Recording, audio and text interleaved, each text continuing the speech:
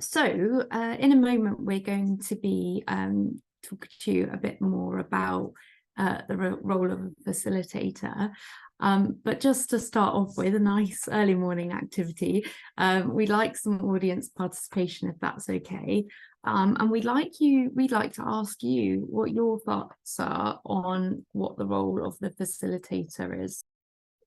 Okay, so we've got some thoughts here. So we've got, so to capture consensus, so to extrapolate what people are saying and kind of bring it together, to allow space for all participants to input if they want to, absolutely, so making people feel comfortable and supported. Supporting the group, the chair, lead, stakeholders to get where they need to go with the meeting events, absolutely sticking to that agenda and getting those conversations going, absolutely. To listen to all parties and act as a mediator to attain the goals agreed by all, absolutely, and that's quite difficult. That could be potentially quite difficult to get that agreement, but absolutely, to create that space for that discussion, isn't it? Support people to have productive conversations, so if they're going off on different tangents, really trying to bring them back in to kind of focusing on that discussion, absolutely. Be sensitive, offer guidance and give space to speak, absolutely. Most of all, be a safe person to all the group, navigate tough conversations. Oh, I absolutely love that's absolutely brilliant. Yes, absolutely. And we're going to talk a bit more about that later in terms of what that might look like, the different things that you can do to create that safe space to speak. And again, as Lucy said earlier, we'd really like to hear things that people have done as well, if there's anything that's been particularly useful and works well in practice. So these are really, really brilliant. And what we will do is, well, we'll capture this and we can send this out after today. So, because I think this cross-learning is really, really useful as well. So we'll make sure that you get this. But these are really, really brilliant examples there. And Lucy and Louise, I don't know if there's anything you wanted to add from what people have said. I think people have covered a lot of the key points really well, kind of between themselves. And the one about being sensitive, I think, is a really important one as well, in terms of it's quite a soft skill in some ways to work with people, but it does require a lot of skill and often empathy and also tact to an extent. So it was really nice to see that one. Brilliant. Right. So you might be interested to know that there are actually definitions of facilitation. So I'm just going to get those up on the screen so you can see what they are. I don't know if you've heard of this before, but it's saying that a facilitator's main task is to help the group increase effectiveness by improving its process and structure. So our colleague, I think, has actually distilled this really well and kind of encapsulated what that means. And it's kind of been mentioned there in the previous slide, but facilitators' main task is to make everyone feel comfortable to share their views in a way that helps the group reach its goal. So our colleague Mike Bell, actually, he's now retired, but he actually came up with that definition. We really like that. We think it kind of incorporates what a facilitator really is. But as you have all just seen from all the different contributions there to our group discussion, there are many roles of a facilitator. And actually the word facilitator, I don't know Latin, but in research for this training event, the word facilitator comes from the Latin facilitas, which roughly means easiness. So facilitator is someone who works to make meetings and groups and interactions easier. So another way of looking at the facilitator is actually as a catalyst for creating those better group interactions.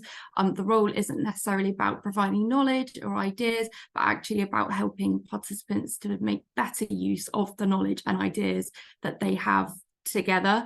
And with that knowledge exchange and bringing that together, an awareness of power differences is actually really important and key. So it's quite a complex thing being a facilitator. I think we've managed to kind of the different roles with it of a facilitator into these different categories that you can see here. So now we're just going to touch on kind of what some of those might be in practice, so give you some examples of what they might be in practice. So I'll just hand over to Lucy. So I'm going to focus on the leadership section of this diagram that Carmel has put up. And I'm going to talk about it in the context of our young people's advisory group, where this in particular can play a really important role in facilitation. So the group that we work with, we have about 80 young people, and we work with them over a prolonged period of time. So what's been really key to mine and my colleague Eva's role in facilitating this group is that team building, and particularly building a relationship with them. This has really helped feed into all the other aspects, particularly when we have younger members who are perhaps a little more introverted and take a little bit more time to kind of warm up and feel comfortable in the space. So we always make sure that when we're inducting people, they know that they can come to us at any time. We spend a little bit of time with them, getting to know them a little bit better, and finding out what they're interested in. We try and create different options for people getting involved. So not only can they join meetings, but we have opportunities for doing things like online document reviews. When in sessions, we try and provide other ways for people to feed in if they don't feel comfortable speaking. So that could be using the chat, it could be using tools such as Mentimeter, as we've just seen Carmel use. But also, as we've built these relationships with them, we've got to know them a lot better, and we have created a dynamic where we can kind of call on people and ask them to give their views, with the understanding that if they don't want to, they don't have to, which is really, really helpful. And what else was I going to say? And also, I think what's quite helpful is understanding the different kind of relationships between the people in the group, knowing that some are more likely to speak than others, and being able to manage that. So not necessarily going to the first person that puts their hands up every time, but just encouraging people who might be a little quieter to speak up, or turning around the order in which you're asking people to speak. So it's not necessarily first hand up goes first, and that kind of thing. Carmel, would you like to speak to referee? Yeah, so one of the roles here of being a referee is about protecting members so they are treated equally, and being aware, as I kind of mentioned earlier, about the different power dynamics. So it might be little things like advocating for meetings in venues that aren't in, you know, kind of like a university building, or perhaps somewhere that might create that invisible kind of power difference. And also just like little things like if you're joining a meeting where people are having discussion, making sure that you then stop and allow everyone to be introduced and welcomed to the meeting. So previously I've been in a meeting where that actually happened, and some people were having a conversation, and there was part of the management team in that meeting as well, and I then joined, and the conversation just kept happening, and you know, the meeting carried on, and I was actually just checking that my camera's on, because it felt like I was invisible, and then I didn't really want to contribute at all to the meeting, because I thought, well, no one cares really that I'm here, because no one wants to do introductions or welcome. So even just like the kind of small things on that, sometimes they can get forgotten because you're just, you know, you've got time pressures, you need to get the meeting going, but it can actually have such an impact on someone contributing to a meeting. So yeah, that's really important. And the final column on this diagram, neutral, is one that I think I find particularly helpful to bear in mind. My role as facilitator is not to be there to kind of throw my penny in and say my piece. It's to make sure that I'm creating space for other people to do so. So it's focusing on the process rather than the content of what's happening.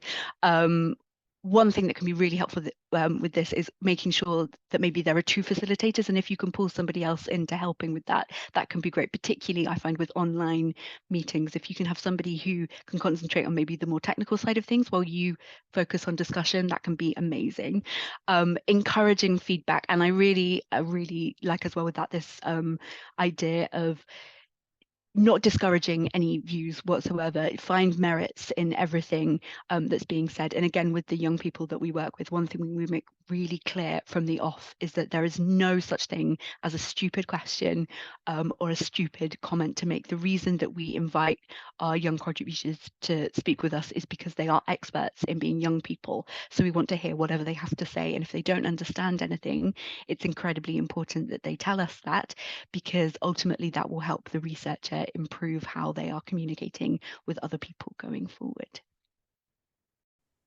Thanks, Carmel. It was really interesting actually to hear people's thoughts, because a lot of the things that you've mentioned come up in what I'm about to say. So there is definitely overlap between the two, and one person does often do both of them in the same meeting.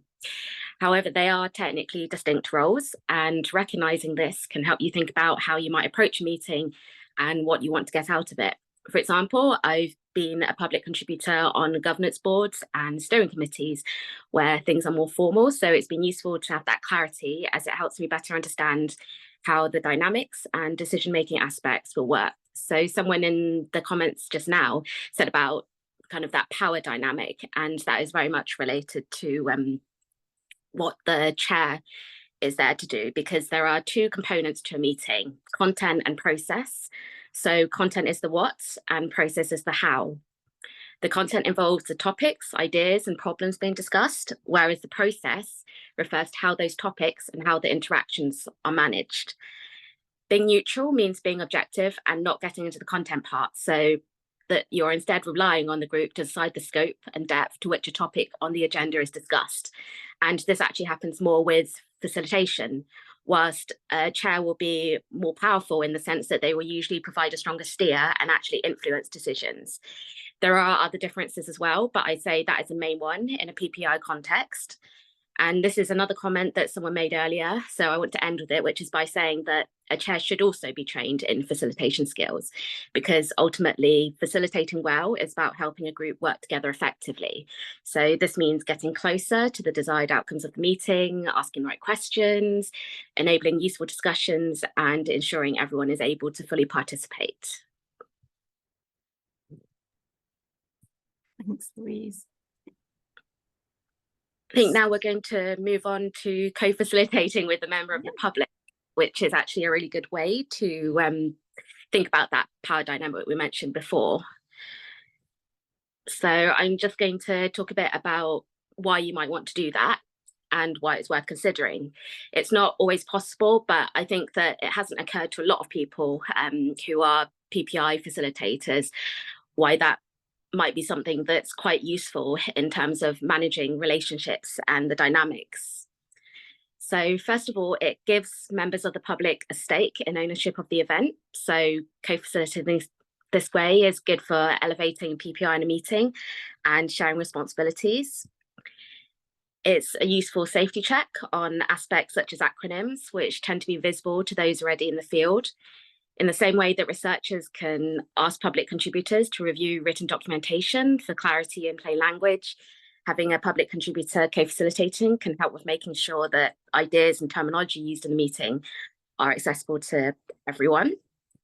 It helps ensure the agenda has been thought through and discussed with a member of the public beforehand. So when you have a public co-facilitator, you can get together for the meeting, decide on the agenda, which can strengthen the PPI focus and any needs related to the other public contributors attending. Group members may be more willing to feedback comments or complaints to someone perceived as on their side, so to speak. So this can be useful for addressing what may be an active or perceived power imbalance between researchers and members of the public.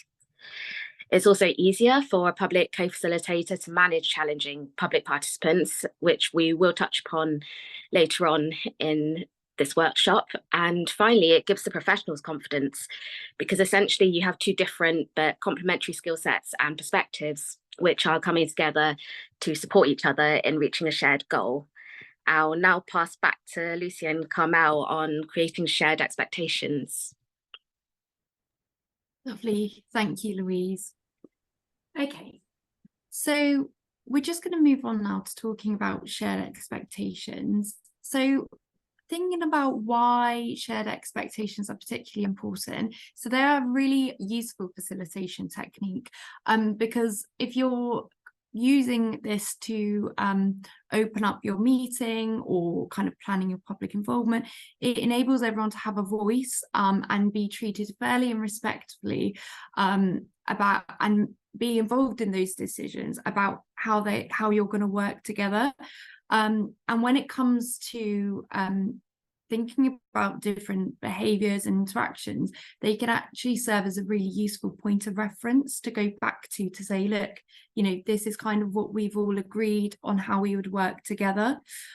They also enable you to have kind of more inclusive and meaningful practices, because you've actually asked people about their preference, about how they want to be involved. So they also have that shared ownership about what's done and how.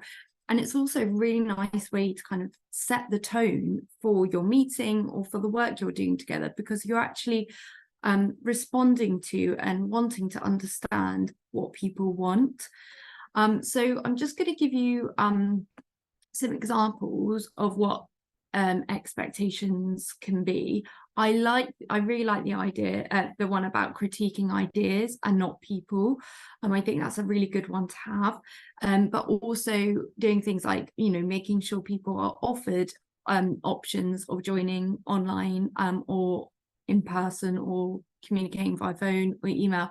So one public contributor I work with really prefers to meet in person.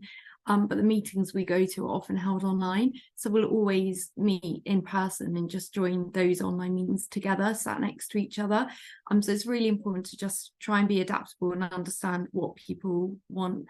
And as I mentioned at the start, we always learn from these workshops, and we've had some great examples given to us. So Lucy's going to share one of those examples with you now on my So this is a particular favourite of mine that's really stuck in my head. I will caveat it by saying that this technique is probably very context dependent, and I think that's something to bear in mind when you're thinking about examples of setting expectations and techniques to use during your facilitation. But somebody shared with us a fantastic example called Elmo, which was quite literally an Elmo teddy bear that they used as a facilitation tool in a PPI group, or a public and patient involvement group meeting. And the Elmo stood for enough. Let's move on. And every time somebody was hogging the conversation, or if a researcher was taking too long to explain what they were talking about, or talking in overly technical language, and not really paying attention to what public contributors were saying, they would be handed the Elmo and basically told to move on. But what was so lovely about this, and when it was explained to us, was how it kind of took the potential what would the word be? Awkwardness, that's it, out of the situation, and made kind of a bit more levity of the whole thing. And it was a well-known kind of tool that people would kind of giggle at and then move on, and kind of it would diffuse any potentially awkward situations. Now, I would say that using that with a group that you've never worked with before, or perhaps in particularly serious settings, may not be completely apt, but in this particular situation, I think it worked incredibly well. And Louise, I think you may have an example as well that you'd like to share. Yeah, Thanks, Lucy. My one's also kind of a bit silly, and I think that's kind of something that's important to bear in mind, in that a lot of the time, especially for public contributors, we like to be in a setting that's kind of more relaxed, I suppose. It feels more comfortable in the sense that if it's informal, then we're able to kind of give our best, rather than kind of maybe being used to the more structured and technical ways of engaging that researchers and other academics might be. And so it's when you have these kind of meetings where it's bringing together people from, I suppose, in some ways, quite different worlds, it can be helpful to think about how you're going to manage that. And so if a researcher, for example, starts speaking quite technical language, that might be something they're used to doing on a day-to-day basis, but isn't necessarily going to be understood by the public contributors. So one kind of fun way of doing that is I've been in meetings where people have brought a tiny little rubber duck, and if a researcher is using jargon, people squeak it. And it's kind of like the example that Lucy gave, whereby it stops it from being awkward, but at the same time, you're kind of giving a nudge, you know, not anything too confrontational, to people to say, oh, actually, you're getting a bit into language that not everyone in the meeting will understand. So it's kind of staying mindful whilst keeping it light and quite fun. Thank you all for contributing to that part. And now we're going to move on, and we're just going to talk a bit about support and safety.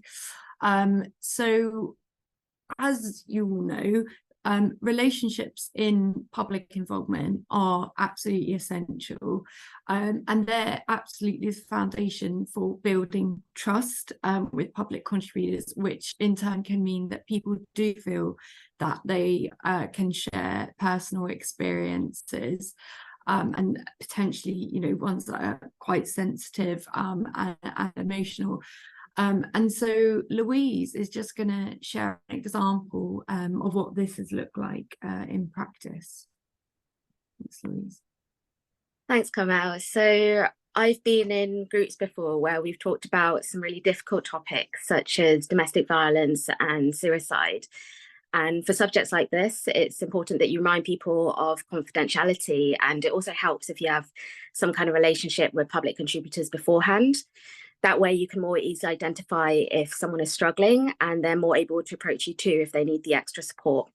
It's not always easy to ask for help, especially if you're feeling vulnerable or have health conditions you're self-conscious about. One technique that I've heard before, and it does require appropriate funding, so it's important to actually bear this in mind when you're applying, is to actually have someone like a counsellor or a psychologist nearby, so that if anyone is struggling in a group, they actually have someone who's working professionally in kind of a more therapeutic profession to be able to support them immediately. So it depends on exactly what you're discussing and if you can cost that in. But I think that's also a really good way of supporting those discussions and making sure that everyone feels safe and able to get that extra help if it's triggering for them in any way. Absolutely. Thank you ever so much, Louise, for sharing that. And I think that's, you know, planning in advance and thinking about, okay, what topics are we going to be, you know, discussing as part of this work? What safeguarding can we and safety netting can we put in place is really key, especially when you're developing your grant application, because as Louise said, thinking about, you know, building in time and budget for a counsellor or a health professional, you know, means that you will be able to provide that support then through your workshops, and also thinking about, like, would, you know, signposting materials be helpful to bring along to workshops? So I've been in a workshop before where we were talking about priorities in kind of mental health research, and just as part of that we made sure that we had a kind of information sheet with lots of different signposting to helplines and organisations that people go to if they needed to, and part of this as well can be about offering an informal space for people to talk to you before a workshop. So if they think something might come up, you know, in advance, and you can prepare for that, but also offering time at the end of the meeting. So I mentioned this in a previous workshop that we did, the co-production, but sometimes when you are discussing particularly sensitive topics or something that might be triggering, it can be difficult to just, the meeting ends, you just go home, or turn your Zoom off. So actually building in time to have that kind of debrief, space for reflection can be really important. And as Lucy said earlier, having two facilitators can also be really helpful. We always do it as standard practice. We'll have kind of the two of us in a meeting, but you can do things like, if you're online, make sure you've got a breakout room available and someone to go into a breakout if people need to just, have some time away, or physically if you're in the room. If you're booking somewhere in a venue, you could book another room out to make sure that there's a space for, and again, for people to go to and reflect afterwards or during the meeting. So those are some examples of what you can do. We've got some more as well that we can offer and send out with this slide deck as well. So Louise, I'm actually going to hand over to you, and would you like to fill us in a little bit more from a public contributor's perspective about what's important in making people feel welcome and welcomed into the space? Oh, thanks, Lucy. So I think a lot of it is about feeling welcome, useful, and comfortable. There are all sorts of ways you can achieve this as a facilitator, from practical things such as giving clear directions and being there to greet people with a smile when they turn up, to having an agenda that's not sent out at the last minute, and making sure public contributors are valued for their time and input through organised payment processes and acknowledging the points that they make in discussions. Some of that may sound obvious, but I'm mentioning them because I've actually been in situations where they've definitely not happened. For example, as a public contributor, I've been stuck outside a university building with no idea how to get in because I don't have a staff pass or know the code to the door. So I ended up going in behind someone else who I didn't know, and then struggling to actually find the directions for the meeting and turning up late and stressed. Similarly, I've been asked to meetings where everything feels rushed or people aren't genuinely interested in what public contributors have to say. Informal meetings work well too, especially for putting people at ease when you're first getting to know each other and whatever project or initiative you're starting. For example, not having a packed or rigid agenda and making time to chat more casually. If you're meeting in person, it can help a lot to find a neutral setting like a community venue or a cafe, rather than your usual office. One of the best meetings I've ever had was in a neighborhood cafe because it was informal, it was chosen by me, so it suited my accessibility needs. It was held over a relaxed lunch and with researchers whom I got to know as people. Giving public contributors a choice can really help, as people may have different preferences, and being flexible demonstrates that you're open to new or varied ways of working. If you can't find a format or venue that suits everyone, I'd suggest alternating between different ones and being mindful of who you may be including or excluding each time. If some people can't make a meeting, then try to make sure that they're the first ones you ask next time. I think that if you bear in mind all these points, then it can promote diversity, collaboration, and also fairness. And now Carmel and Lucy will take you through meeting facilitation in more detail, looking at before, during, and after. Thanks, Louise. And I think actually hearing from your perspective and those examples is probably far more useful than me running through this, and I'm going to pick up on a lot of what you've already said anyway. But just to briefly summarize, both from our discussion and what Louise has said, it really is just common sense things, thinking through the practicalities, putting yourself in someone else's shoes and just thinking about what you would need to make sure you're comfortable and you know where you're going and you know what you're doing.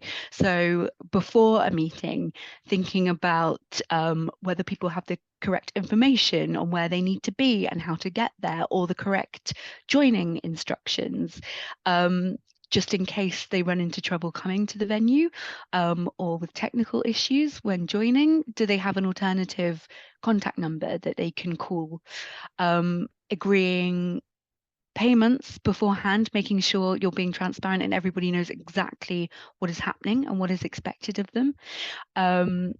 And confirming with co-facilitators about who's going to do what, how the meeting's going to flow, and everything, to be just being as prepared as possible can be really great. And something we do quite often, I know Carmel has touched upon this briefly, is just offering to public contributors the opportunity to have a pre-meet before whatever meeting or event it may be, just to chat through things, just to make sure that they're comfortable, they understand what's going on in the situation, and to ask any questions before coming into a space that could be slightly intimidating.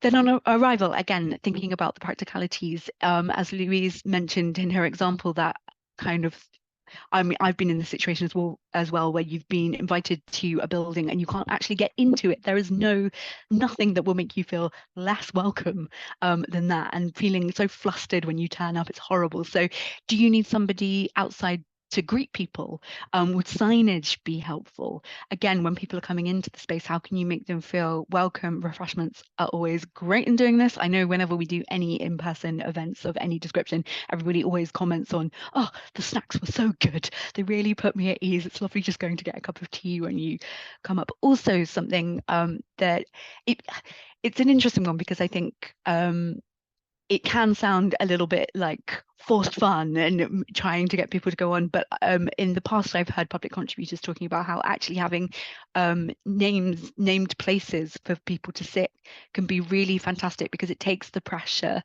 off having to think about where you're going to sit. Who do I know? Oh God, I don't know that person. They look like they know each other. I don't want to kind of intervene or whatever. And it just takes that level of anxiety away. So even little things like that. And then during the meeting, again, making sure everybody is clear on ground rules and how the day is going to function. I will preach this until the day I die, but avoiding acronyms and making sure everybody sticks to that. Again, simple things, just respectful things, keeping to time, keeping to the agenda, being respectful of people's time, thinking about people's comfort. Will it be helpful to have a break? Both in online meetings and when you're meeting in person. And this is so simple, but so important. Just saying thank you. Saying thank you goes a very long way. So again, as Carmel said, we will share this slide deck afterwards, but hopefully that gives you a brief overview and understanding of just some of the more practical things to bear in mind when putting on meetings. And just to say, we do have a checklist which outlines the things you can think about before, during, and after. So when you're planning something, that might be something, I mean, you can create your own as well, but it might be useful to have something like a checklist to just check you've covered everything. Because, you know, it's like when you're trying to organize events, it's hard to think about everything. So doing things like that could be useful, and we can send you the one that we've got. And also Louise, who's with us today, and another public contributor, Sarah Biggs, created a fantastic document called Working Effectively with Public Contributors, and within that it's got this kind of key information about what to consider during meetings as well, and before, and when you're working with public contributors. So we can definitely send those out to you as well. And just a little something, and again from a workshop we've done before, a nice little thing that a researcher did when basically they had to have their meetings online because of COVID. But what she did is, before, she sent out a little pack of tea and biscuits to the people joining the meeting, and I thought that was a lovely kind of touch that she thought about before, but made sure everyone kind of had it in time for the meeting. So it's little things like that as well that you can add in to show you're really, you know, to make the environment really kind of, yeah, friendly and welcoming and stuff. So yeah.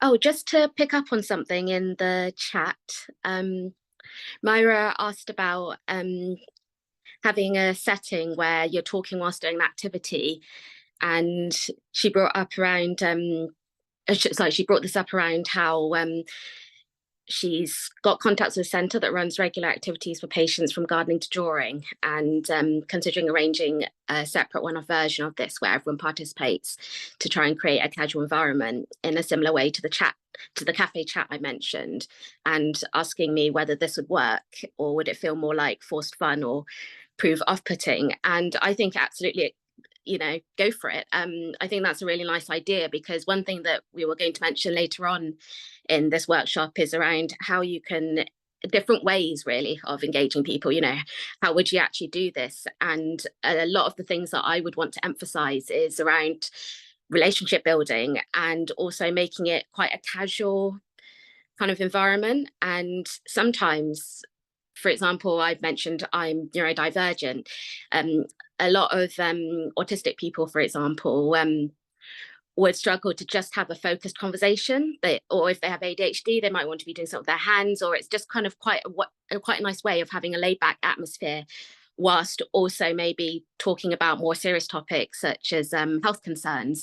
And if you kind of look at community engagement models, a lot of charities already do kind of similar things, where instead of having a researcher enter community and just kind of say, this is my agenda, they actually join, say, a painting workshop or a cooking class, and actually get to know the participants, maybe join in a bit themselves, you know, again, to kind of make the power dynamics less visible. And then once they've kind of become more familiar with the group, maybe speak to them about the topics they're researching and ask people if they're interested. If it's a one-off event, that can still work if you have good links with whoever runs those workshops. So yeah, it's all about kind of I guess promoting whatever you're doing in a way that's non-intrusive, and also makes it a relaxed way for people to participate. And non-traditional methods work really well for that. So music, art, cooking, all these kind of things I've seen used before.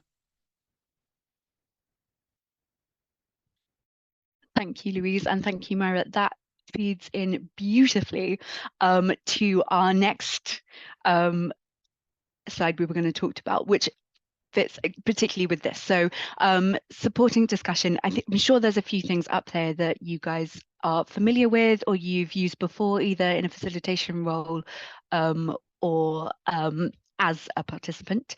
But simple things are really great, even if that's breaking down into smaller discussion groups. If you're in a room together, maybe just kind of putting people off into different rooms, or online using breakout rooms. We've used this already today, but online tools such as Mentimeter can be really helpful in engaging people. Or if you're working in person, the trusted post-it note and flip charts are always a great way to get conversation going, and particularly if you have quieter members in the room.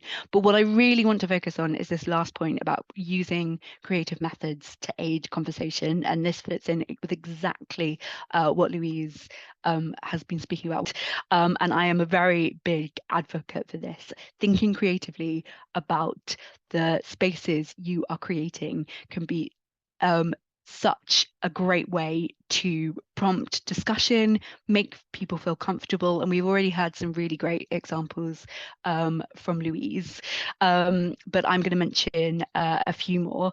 I think people can get a little bit nervous when they hear the term creative in with anything. If you're not from that background, it can seem like quite an intimidating thing, but it doesn't have to be in the slightest. It's just thinking outside the box, and it may be using actual creative methods. So I think Louise mentioned painting sessions a little while ago.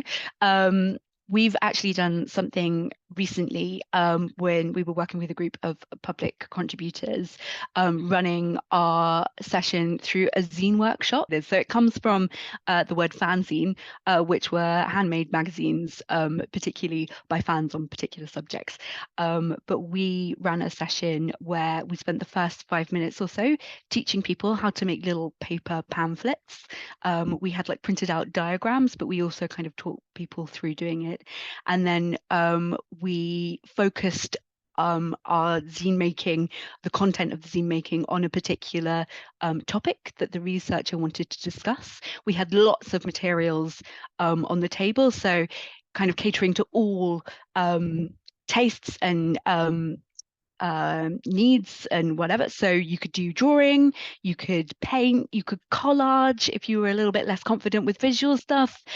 You could write, you could do whatever you want. But what I think was so wonderful about it was not only did people come away with something that kind of captured their discussion and their thoughts on the subject that we've been speaking about, but how it just created a far more relaxed and conversational environment to be in. Conversation flowed a lot more kind of freely, and it was just that, it was conversation. It felt much less formal.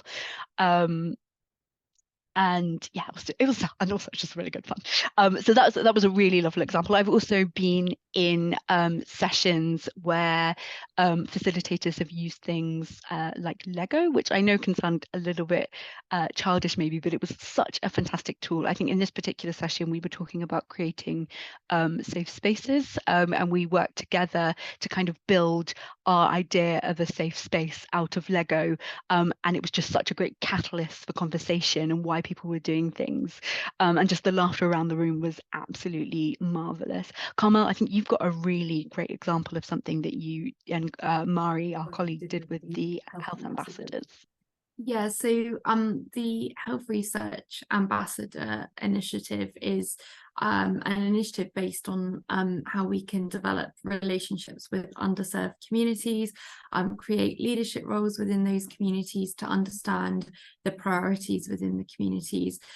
So we ran a kind of pilot initiative, and as part of that we were working with women who had experience of the asylum seeking system, and we hadn't met them before, and the ambassadors, this idea for the workshop completely came from them, so can't take any credit at all for this, but what we did is we were wanting to have discussions around kind of mental health, well-being, and kind of really important priorities within the community. And so we went to Windmill Hill City Farm, which is right in the city, but they grow lots of vegetables and fruits there.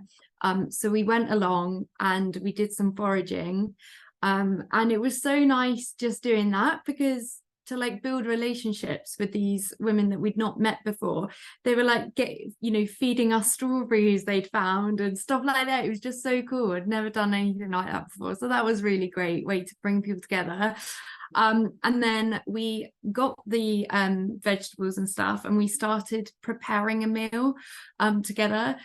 I'm not gonna lie, there wasn't a lot of vegetables, so we had to supplement it with our own food, but it's still, the process of just chopping up veg together and stuff was brilliant. And through that we were having these conversations about people's, what can make people feel stressed and what are their kind of coping mechanisms and things like that. So yeah, it was just a wonderful way, and I would definitely encourage people to do something like that if they can in their own areas as well. So yeah. Thanks, Carmel.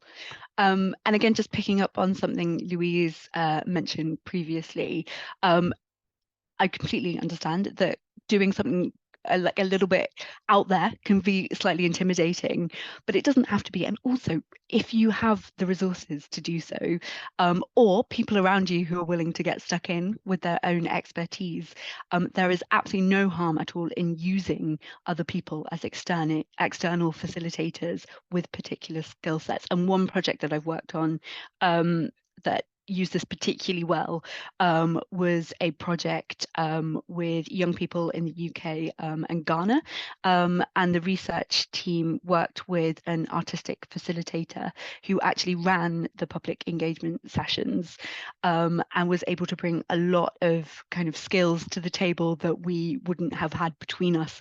And I think what was so wonderful about it in particular was that it raised the researchers and the public contributors to the same level. We were all taking part, we were all doing something we hadn't done before, and again it allowed for that relationship building, the team building as well, knowing that we're all in this together, we all have something to give, and expertise of our own when coming to these discussions.